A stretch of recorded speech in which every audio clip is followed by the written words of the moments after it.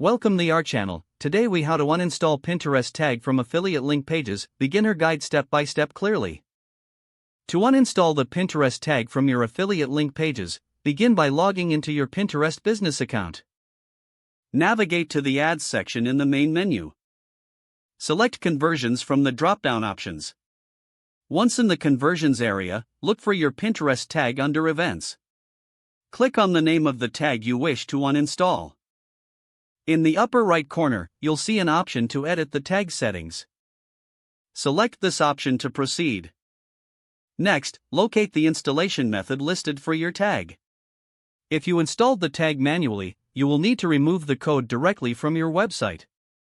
Open your website's backend or content management system. Find the specific pages where the Pinterest tag code is embedded. Once located, delete the Pinterest tag code from these pages. If you used Google Tag Manager for installation, go to your Google Tag Manager account. Find the Pinterest tag within your list of tags. Select the tag and then click on Delete. After deleting, do not forget to publish the changes in Google Tag Manager. Once you've removed the tag, it's recommended to check your pages to ensure the tag code is no longer present. To verify that the tag is uninstalled, use the Pinterest Tag Helper browser extension. Install the extension if you haven't already. Open your affiliate link pages and activate the extension to check for any remaining tags. If it shows that the tag is no longer present, you have successfully uninstalled it. Now, proceed to monitor your affiliate link performance without the Pinterest tag. If the page does not load, refresh the browser or try again in a private or incognito window.